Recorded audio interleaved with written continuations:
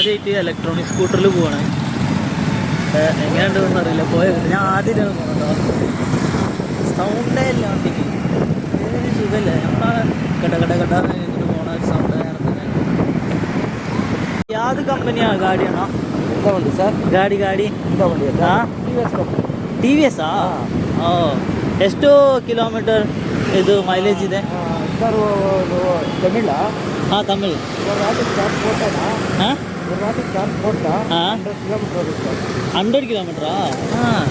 ഞാനിങ്ങനെ സ്കൂട്ടി കൊണ്ടോ അല്ലെങ്കിൽ ബൈക്കും കൊണ്ടോ ഒക്കെ പുറത്ത് പോകുമ്പോൾ പെട്ടെന്ന് ഫൂ എന്ന് പറഞ്ഞൊരു സൗണ്ട് കേൾക്കാം. അപ്പോൾ നോക്കുന്ന ടൈം ഇലക്ട്രിക് സ്കൂട്ടർ ആയിരിക്കും കേട്ടോ. മനുഷ്യന് ചെറുതായിട്ട് മനസ്സിലൊരു ദേഷ്യമൊക്കെ വരും.